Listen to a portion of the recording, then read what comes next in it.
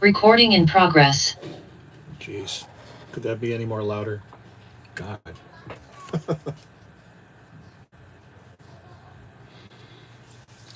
Aloha, good afternoon, and welcome. It's good to have all of you here. It's 1 o'clock in the afternoon, and as we promised, we are here to review a series of movies concerning ghosts, spirits, horror, supernatural. Don't know about zombies yet. We may even have a category for romantic ghost movies and different types of themes. The theme of the movies we'll be reviewing for the next five days or so, or maybe longer, are movies that have the theme of paranormal investigations. And the ones we started out with was yesterday Ghostbusters Afterlife, which we talked about and did a review of. And of course, my all-time favorite movie of all movies is the first Ghostbusters from 1984, starring Harold Ramis, Bill Murray, Dan Aykroyd, and Ernie Hudson. Also in that movie was Annie Potts, who today plays Mima on Young Sheldon. Good to see she's still around after all these years. And Sigourney Weaver as well. And one of my favorite character actors, William Atherton, who played William Peck. If you know that actor, William Atherton, he's also played similar types of a-hole kind of roles in one of my other favorite films, Real Genius, where he played Jerry, the professor in this prestigious college that only hosts genius students, and that was also with Val Kilmer. And so that's one of the movies that are came out in the early '80s, very highly underrated. It's called Real Genius. You got to go see that, and that's the period where all these other cool movies, quirky movies, were coming out. John Cusack, Better Off Dead, Revenge of the Nerds, all those kinds of movies.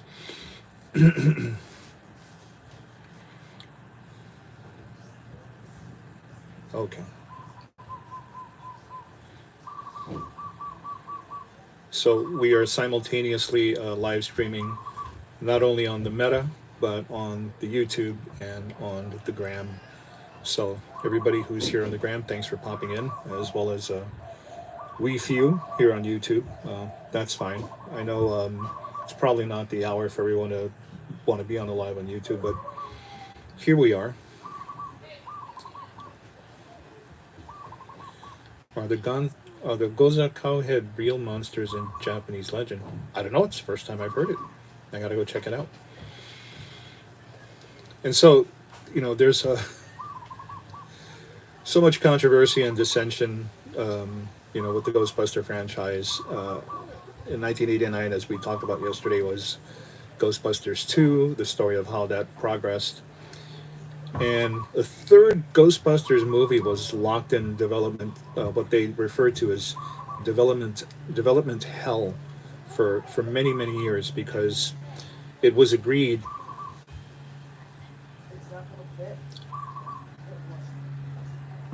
Is the Mongolian worm real in China? Maybe in Mongolia. Don't know about China. And it was agreed between the four actors that a third sequel could not be done unless all four agreed.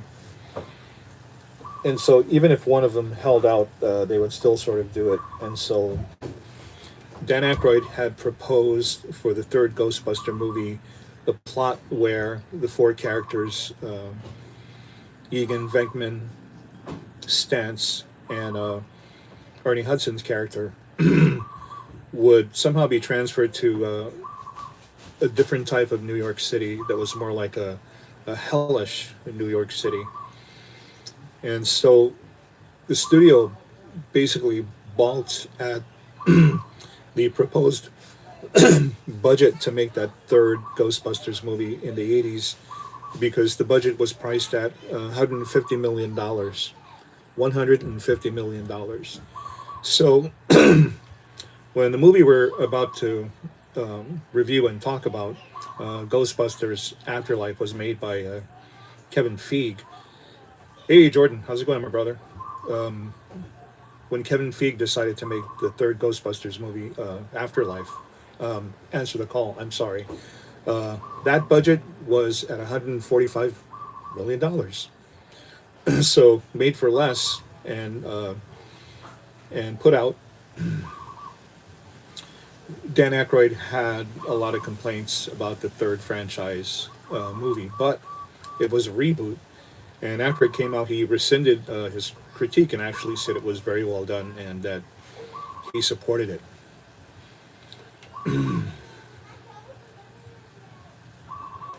I didn't know until a couple of days ago that Eddie Murphy was actually approached to play the Ernie Hudson role in Ghostbusters, but he had already signed on for Beverly Hills Cop, and so he actually tried to figured out a way. Big Trouble in Little China.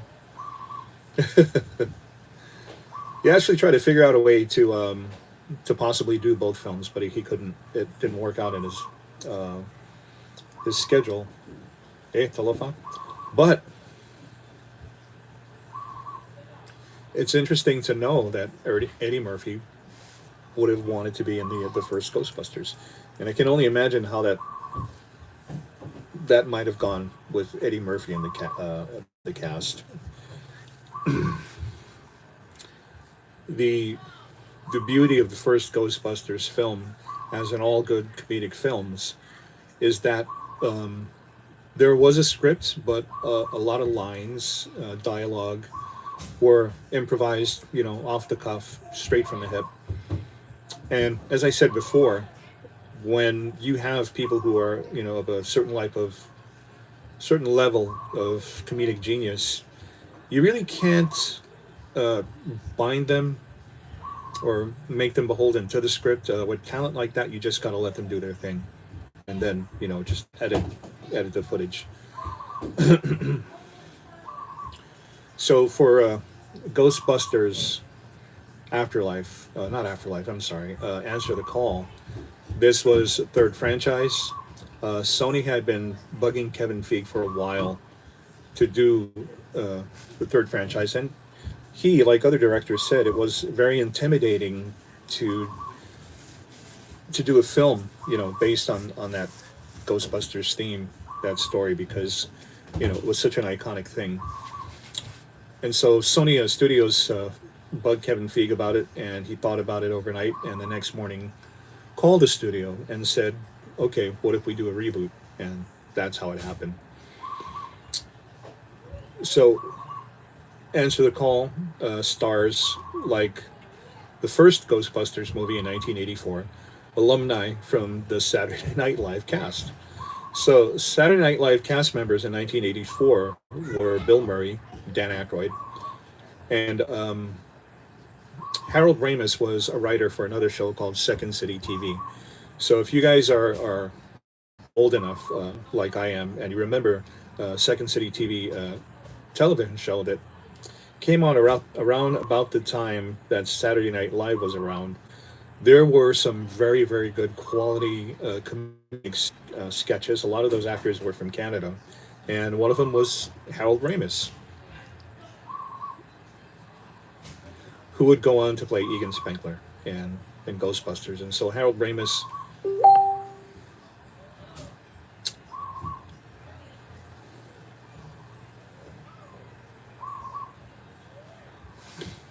one second.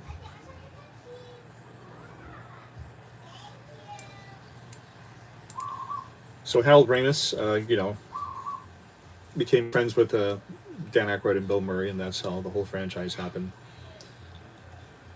And so now in the afterlife, I'm sorry, that movie's still in my head. In Answer the Call, Ghostbusters version, 2016, the reboot, we also have not only Saturday Night Live alumni, but someone who also hosted a few Saturday Night Live shows herself. So the cast ends up being Melissa McCarthy. Um, Now I'm drawing a blank. Because believe it or not, even though it's 1:30, my mind is still in a fog. Yeah.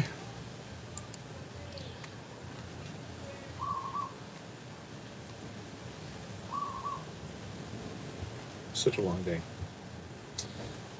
So, Melissa McCartney. Leslie Jones is also in it from Saturday Night Live. Eh, my God.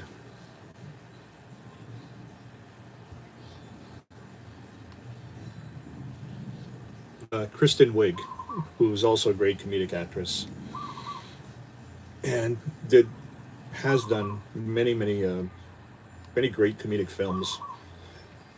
And Kate McKinnon. So you've got these four women who are brilliant comedic geniuses who are now playing uh, variations of the Ghostbusters characters in this reboot, Answer the Call. And it actually starts out with a story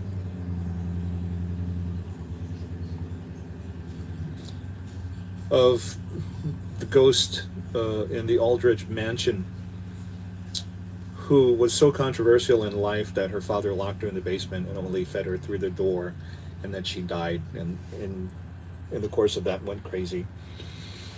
And so her ghost haunts the old Eldridge mansion, and then that's how the film starts out. It's in the mansion itself. The tour guide is giving the tour, the story of the Aldrich girl, and things sort of go screwy, and then the tour is over and the people leave, and the basement that is always locked from the outside, the door is suddenly open, and the tour guide is attacked by this poltergeist thing, and it harasses him so much it throws him up against the wall. He goes to throw a chair out the window, and the chair pauses in the air and throws itself back at him. And so, because now the basement door is open, he runs down the stairs to the basement to hide, and then realizes where he's at and calls himself stupid. And in the process of trying to run up the stairs to the basement, the stairs are collapsing until finally he's hanging on for dear life. And cutscene, traditional Ghostbusters music begins. And so we find out that Kristen Wiig is about to be a tenured professor at Columbia University, but that her tenure is under threat because of a book that she and the Melissa McCartney character wrote about the paranormal and paranormal investigations. 400-page book and very controversial. And so she denies being the co-author of that book. But it turns out that the book is being distributed everywhere. And so when she goes to see the Melissa McCartney character, they have already have a laboratory in an institution that Melissa McCartney says, unlike Columbia University, 100% backs up our information, which is actually sort of an homage to the original 1984 Ghostbusters. So all those scenes where they filmed on a college campus was actually Columbia University. And in 1984, Columbia University allowed Ghostbusters to be filmed on campus as long as they didn't say it was Columbia University. And so supposedly that's what that line was all about, where Melissa McCartney's character says, you know, unlike Columbia, this institution backs us 100%. And come to find out, the institution does not, and didn't even know the office existed, and summarily kicks them off campus. A lot of people were worried about swearing and adult themes in the Answer the Call reboot of Ghostbusters, when in fact, if you watch the original Ghostbusters, there was some swearing. In fact, there was actually a scene where, if you remember, the ghost appears over Ray Stance's bunk when they're moved into the fire station and begins to, yeah. So, so the scene where the dean of this nefarious college gives, the ladies the finger and kicks them out. I mean, that's very mild and tamed compared to what was shown in the 1984 version of Ghostbusters. And so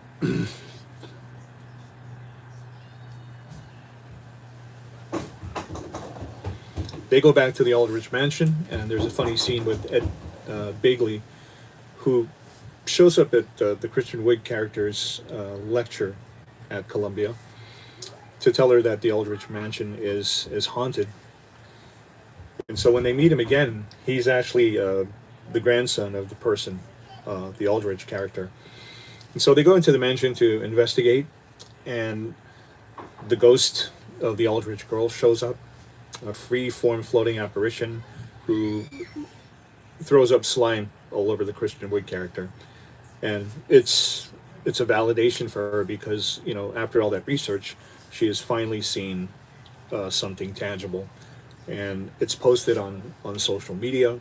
Her character gets fired from Columbia, except together with the Melissa McCartney character and the Kate McKinney character, they form this office, basically ghost hunters. And they try to use a technical term for what the office is, but by the end of the movie, they're going by the Ghostbusters theme. We also meet the Leslie Jones character who is working at the subway and encounters the villain of the whole story, whose name is Rowan, and who sort of sneaks off into the subway tunnels. And so Leslie Jones follows this character, and thus appears an apparition of someone in prison garb. Looks like they were electrocuted, and that's how she gets in contact with the office, shows up, joins the team. And so that Leslie Jones role was originally offered to Melissa McCartney by Kevin Feige, but then he remembered that she played a similar kind of role in Bridesmaids, and that was also Kristen Wiig, I think. A few other comedic actresses were also in that one. And so he decided to give that role to Leslie Jones because Melissa McCartney was already a primary character. There's a lot of cool things that happen in this movie, especially with the Rowan character, who's, one of those villainous characters that I guess the actor did such a good job. It actually kind of made me feel uncomfortable and reminded me of a few people that I've met throughout my life who are kind of like that. And it turns out, he's a scientist as well. And the work he's doing to summon all these spirits and apparitions is actually based on a book that the Melissa McCartney character and the Kristen Wiig character had written. And so he's using all of that information for evil purposes. In the course of the story, they also end up hiring this secretary who's Chris Hemsworth, who's obviously not made for the job. Physically he's very true to them, but there's, nobody paid the bill upstairs. And in the course of the filming, he really didn't get a script, and so a lot of his lines, if not all of them, are improvised, like right off the cuff. So he just went for it, came up with his own stuff, and a lot of it's stayed in the movie. The only difficulty they had with Chris Hemsworth's character during that time when he's possessed is that there's a dance sequence. And that was the hardest part for Kevin Feige to film. And so a lot of that had to be edited down. And so it turns out the Rowan character is creating this piece of machinery that is not entirely unlike the equipment that they use. The, God, what is it called? The proton packs. Yeah. And what's really cool about this movie, too, is that the Kate McKinney character is actually sort of, without her knowing it, loosely based on the Egon Spengler character, not from the movie, but from the real Ghostbusters cartoon series. And so the way she made herself up with the, the aviator glasses, the round glasses, so similar to the cartoon, but she didn't know that that's what she was doing because she was born in 1984, right about the time the first Ghostbusters movie came out. And so she creates and invents a lot of cool ghost busting equipment that they actually end up using toward the end of the film, and so that's why you got to go see that part. And as we all know, they have to go fight this evil. It seems like they're losing toward the end, and they finally wrangle that whole thing together. I'm not going to give away what form the evil Rowan character takes. But it was funny that when they meet the Rowan character, he's working at the hotel that ends up being the battleground toward the end of the movie. And one of the characters makes reference to him looking like somebody from Star Trek, which is funny because in the original or the new version of the Star Trek movies, Chris Hemsworth actually plays uh, Captain Kirk's father in that movie, the one who dies in the beginning. So coincidence.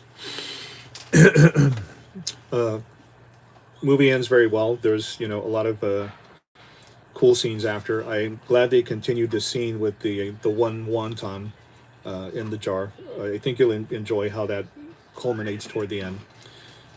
And also at the end, there's another scene that refers to one of the original characters in the first Ghostbusters. But of course, because of all this controversy over this particular Ghostbusters reboot, as of now, it seems that they've scrapped any sort of sequel, which is really sad. This movie was, in fact, somebody on the tour last night came with the Ghostbusters shirt. So I saw the shirt. I said, "Hey, my favorite movie."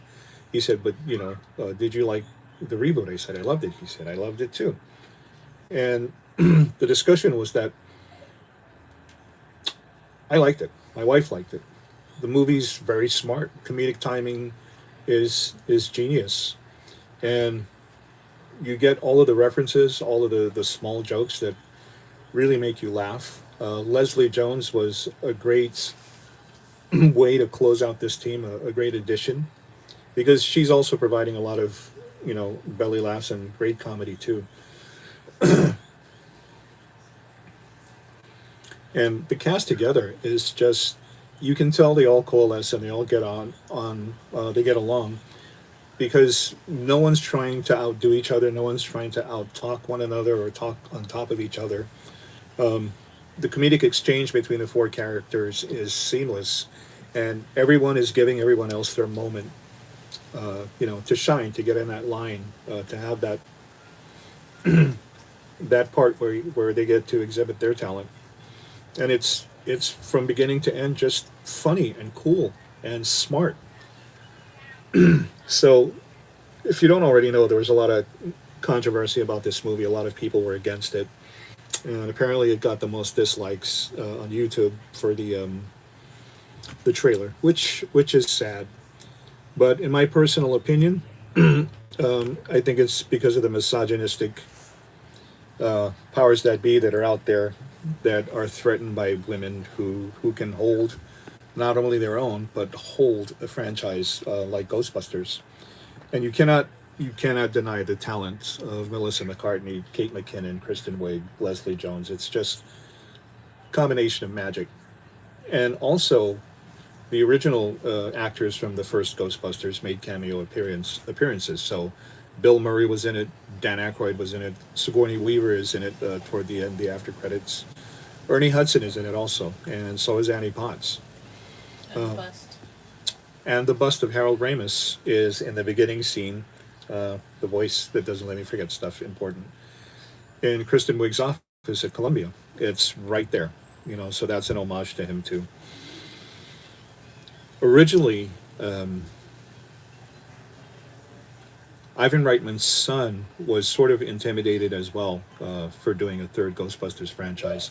He was approached to do it, but sort of, you know, wasn't too sure until finally after Answer the Call, then they decided to do the Afterlife version.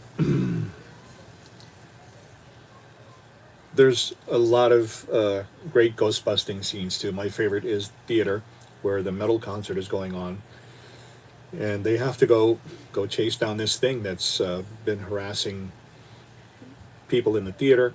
Uh, Whatever it is, whether it's a ghost, an apparition, a tulpa, or a demon. I'm not going to give that away either, but it has an effect on the team later on. And Melissa McCarthy gets possessed, and that's a very funny scene too. It is. And then there's, of course, the culmination of the battle where they are now able to physically battle these spirits that have been turned loose in New York because of this Rowan character. And there's a lot I want to say, but I also don't want to give it away because there's a lot. a lot of magic moments in this movie that are not only just funny, but very genuine, very smart. And the thing I like most about it is this movie in particular, even though it's a Ghostbusters movie, there's a lot of factual reference to parapsychology, to psi, and other things like that. Specific things that you don't hear about in movies like this, especially like a Ghostbusters movie, which is all about, you know, jump scares, funny jokes, belly laughs, uh, sort of. No, it wasn't gross, but getting slime thrown up all over you, ectoplasmic slime, is probably not a pleasant experience. They had to shoot that scene uh, twice, or they were going to shoot it twice, when Kristen Wiig gets ectoplasmic slime vomited all over her in the Aldrich mansion and then in the subway, because it kept missing her face. And so what they ended up doing was having to splice those two things together just to make it work. But for everything this movie is made of, uh, like I said, with just so many brilliant moments comedically, uh, scene wise, editing. The thing that stands out to me in this movie is all the correct factual references to parapsychology. And that's really what made me like the movie a lot. Of course, if you don't know what those references are, then you can't appreciate it. But overall, no matter what misogynistic nerds say or whoever, whatever you say, I liked it, and I'm going to continue to like it. And I hope at some point the powers that be at Sony and Hollywood or wherever finally get their heads out of their asses and realize how valuable and how really genuine this film is, and perhaps a franchise. But with films like this, that's hopefully it doesn't happen that way. But with films like this, people don't realize what the value is, how funny it is until like 20, 30 years later. 20, 30 years later. An example of a film like that is It's a Wonderful Life. When that came out, I believe in the 40s, it didn't do very well at the box office, but over the years, it's this annual Christmas movie that everybody plays, and it's sentimental. Everybody loves it. People play it on Christmas, New Year's, sit in front of the TV, the family cries together. Another movie like that, or similarly in those circumstances that were put out, that didn't do very well at the box office, but is now a classic, and everybody is referencing lines from various parts of this movie, is The Shawshank Redemption. Originally a tale written by Stephen King called Rita Hayworth and The Shawshank Redemption. Didn't do well at the box office, and I think it's because there are other big budget blockbuster movies that were out at the same time. But now it's a classic. Everybody references it. People like what I'm doing now on YouTube feature it specifically to talk about direction, editing, production, all of that stuff. The actors, Tim Robbins, Morgan Freeman, even Stephen King. Now it's a thing, and the movie's seen a resurgence, and it's getting a lot of aplomb that it deserved, as well as money. So I'm saying that before Ghostbusters Answer the Call becomes something like this, which it shouldn't, people should really put aside their opinions about the Ghostbusters franchise and seriously sit down and just forget what you think, what you know, what you feel, and really, really watch this film. It's really good. It's really funny. And I'm amazed that they managed to put so many things together in this film that actually work. Originally, before this film was edited down to the one we're seeing now, it was 4 hours. It was a 4 hour film.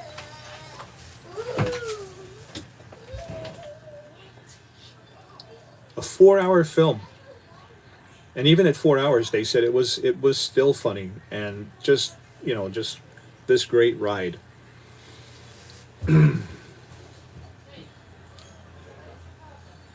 At the same time, I'm kind of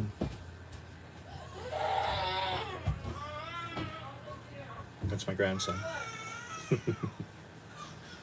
He's not happy because his cousins won't stop looking at him. But we know what that was like. Um, all I'm going to say is that nowhere is it written that a woman can't do what a man does, and probably better. I appreciate these actresses and their comedic genius and all the work they've done. And this carries over very, very well. And it's like each actress knew what their job was and did their job and were gracious enough to each other to give one another their moment to shine. And that's what that kind of thing is, not only in acting and theater and film, but in life in general. That's what makes this a really, really good film. Is you can genuinely see that these four really like each other. They really get along. No one person is trying to overpower the other, especially with Leslie Jones. You know, she's a big personality. So is Melissa McCartney, Kristen Wiig, Kate McKinnon. They're all great. And like I said earlier, when you get genius and talent like that, sometimes it's really hard to hold them to, every single word that's written on a script or screenplay. At some point, you got to let them go, and you got to let them do their thing to make the project work. And then, you know, that's what happened. That's what happened right there.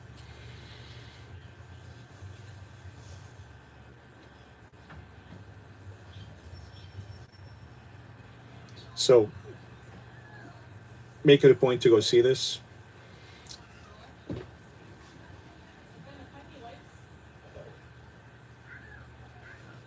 And I think if you let go of every opinion that you've read, heard, and just took on as your own without really seeing the film, I think this will change your mind. Absolutely.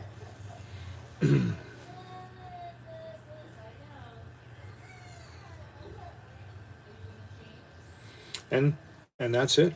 We'll be back tomorrow at 1 o'clock with a review of another film. In fact, I'm going to be fair right now and let all of you know that next film is a film from from the long line of the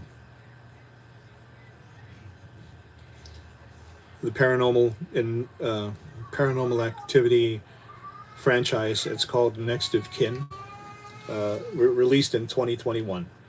And so Next of Kin follows along with our theme of movies that include paranormal investigations. And so that's Next of Kin. We'll be watching that tonight. That came out in 2021. And we'll be giving a review of that film right here tomorrow at 1 o'clock on all three forums. So, thanks for watching.